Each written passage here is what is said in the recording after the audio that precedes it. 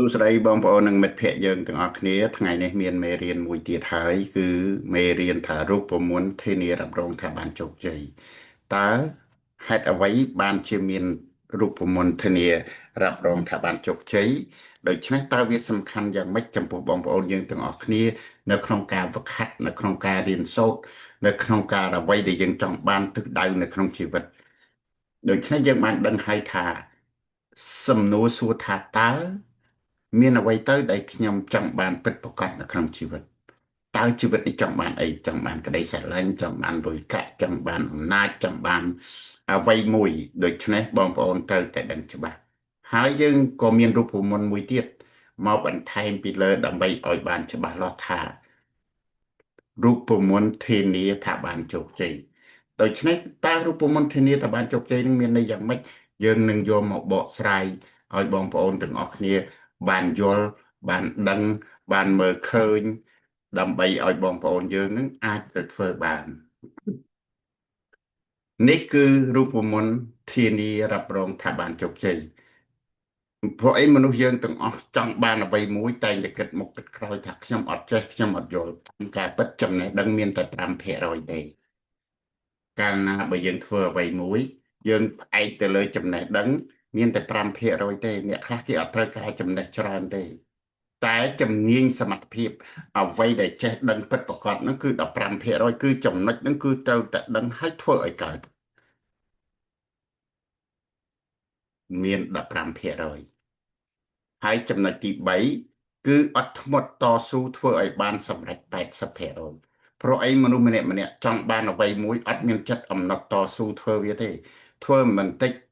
បែរទៅនោះបែរទៅនោះមូលហេតុអីបានអត់មានចិត្តអំណត់តស៊ូធ្វើវាឲ្យបានសម្រេចដោយសារអីដោយសារគោលដៅអ្វីដែលចង់បាននោះមិនមែនជាការពិតបើសិនជាក្តីស្រឡាញ់ពិតធម្មពលនៃក្តីស្រឡាញ់ពិតជំនឿជឿជាក់ពិតដូច្នេះបងប្អូននឹងមានចិត្តអំណត់តស៊ូហើយរកគ្រប់មធ្យោបាយរកគ្រប់រឿងទាំងអស់ដើម្បីឲ្យទៅធ្វើបានសម្រេចហើយដើម្បីធ្វើការតលអភិវឌ្ឍជោគជ័យទៅតាមគោលបំណងនឹងគឺសងបានស្អីដូច្នេះបងប្អូនទៅដាក់សំណួរសួរខ្លួនឯងរាល់ថ្ងៃថាតើនៅក្នុងពេលនេះខ្ញុំចង់បានអ្វីពិតប្រាកដនៅក្នុងជីវិតតើជីវិតនឹងចង់បានអីដូច្នេះលទ្ធផលដែលវាចេញមកគឺមិនយើងតើមានសកម្មភាពនិងលទ្ធផលពេលវេលាយើងបាននិយាយរួចហើយពេលវេលានៅក្នុងរយៈពេលប៉ុន្មានឆ្នាំយើងត្រូវក៏លេខមើលទៅ20ឆ្នាំ10ឆ្នាំទៅមុខតែយើងនឹងទៅជាអ្នកណាបានទៅជាស្អីនឹងហើយដែលយើងត្រូវតែឲ្យបានច្បាស់លាស់ជាមួយនឹងអ្វីដែលយើងចង់បានពីព្រោះយើងមិនអាចយកអ្វីបានទាំងអស់ទេនៅក្នុងក្រោមមេឃលើដីនោះគឺយើងយកបានតែមួយគត់អ្វីដែលយើងចង់បានហើយឲ្យមានធម៌ពលក្តីស្រឡាញ់ផុសពីចិត្តដូច្នេះយើងមើលរឿងទាំងអស់នេះទីមួយគឺយើងត្រូវចាប់ផ្ដើមហ៊ានចាប់ផ្ដើមមកត្រូវតែលះបង់ខ្លួនចាប់ផ្ដើមធ្វើអ្វីមួយហ៊ានវិនិយោគទៅមកដល់ពាក់កណ្ដាលហើយយើងត្រូវដើរពីជំហានទី1ឲ្យមកដល់កណ្ដាលនេះតែបងប្អូនទាំងអស់នេះដើរមកដល់ហ្នឹងគឺឈប់ដើរមកដល់ហ្នឹងគឺឈប់ហើយយើងក៏ដើរពីដើរមកដល់ទីបញ្ចប់ឲ្យបញ្ចប់ដោយពេញលេញទោះបីខុសទោះបីត្រូវទោះបីយ៉ាងម៉េចក៏ដោយជាទម្លាប់មួយដែលធ្វើអ្វីមួយឲ្យចប់ឲ្យពេញលេញពីព្រោះមនុស្សម្នាក់អត់មានចិត្តអំណត់តស៊ូនៅអ្វីដែលខ្លួនឯងចង់បាននឹងពិតប្រាកដទេដើរទៅដល់ពាក់កណ្ដាលគឺបោះចោលទៅហ្មងដើរដល់ពាក់បោះចោលជារៀងរហូតដូច្នេះបានន័យថាខ្វះចិត្តអំណត់តស៊ូធ្វើឲ្យបានសម្រេច80%វាអត់ត្រូវការចំណេះទេត្រូវការជំនាញត្រូវការអីទាំងអស់ដូច្នេះកិច្ចការមួយត្រូវធ្វើបណ្ដារៀនបណ្ដាធ្វើបណ្ដាហើយយើងត្រូវបដិញ្ញាចិត្តអីផ្សារភ្ជាប់ទំនាក់ទំនងនៅអ្វីដែលយើងចង់បានទីមួយត្រូវតែមានគោលដៅច្បាស់លាស់ទីពីរត្រូវតែដឹងថាចំណុចខ្វះខាតយើងស្អីខ្លះអ្វីទៅដែលជាចំណុចខ្វះខាតនៅក្នុងខ្លួនយើងអ្វីទៅដែលយើងមិនដឹងនោះដូច្នេះយើងត្រូវតែស្វែងយល់មិនដឹងឲ្យទៅជាដឹងដើម្បីឲ្យទៅជាស្អីឲ្យទៅជាសមត្ថភាពពិតត្រូវតែវឹកហាត់វាត្រូវតែរៀនសូត្រពីវាពីព្រោះគ្មានអ្វីមួយដែលយើងកើតមកទៅមានអ្វីទាំងអស់ទេពីព្រោះយើងកើតមកទៅទេស្អាតគ្មានអ្នកណាចេះស្អីទេគ្មានអ្នកណាស្ពាយចំណេះគ្មានអ្នកណាស្ពាយអ្វីមកទេគឺមានតែមួយគត់គឺ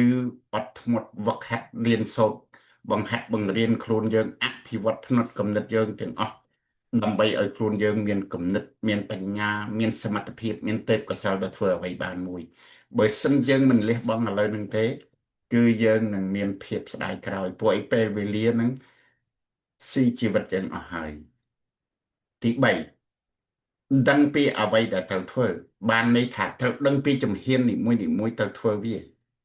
យើងដឹងអំពីគោលដៅដឹងអំពីភាពខ្វះខាតយើងត្រូវដឹងអំពីវិធីដែលទៅធ្វើវាជំហានមួយណាដែលដើរទៅដល់គោលដៅយើងផ្លូវមួយណាដែលដើរទៅដល់គោលដៅយើងតើយើងមានច្បាប់យើងមានក្បួនយើងមានសមត្ថភាពយើងមានយុទ្ធសាស្ត្រគ្រប់គ្រាន់នៅទៅរកវិធីសាស្ត្រនេះឲ្យសម្រេចទៀតត្រូវខ្នះខ្នែងរកគ្រប់វិធីទាំងអស់ទៅធ្វើដើម្បីឲ្យវាបានសម្រេចហេតុអ្វីបានវាសំខាន់ត្រូវទៅធ្វើវាពីព្រោះជីវិតនឹងគឺដែលយើងចង់បានពិតប្រាកដនឹងហើយគឺក្តីស្រឡាញ់ហើយទី6ពេលវេលាគឺមានកំណត់បានន័យថាមនុស្សភាគច្រើនដែលយល់អំពីពេលវេលាដែលមានកំណត់ហ្នឹងទេពីព្រោះអីពេលវេលាមួយដង្ហើមចេញចូលគឺយើងដកទៅគឺយើងខាតទាំងអស់បើសិនជាយើងមិនធ្វើអ្វីនៅដែលយើងចង់បានទេពេលវេលានោះនឹងសម្លាប់យើងដោយស្វ័យប្រវត្តិដូច្នេះរូបមន្តធានារ៉ាប់រងថាបានជោគជ័យនេះ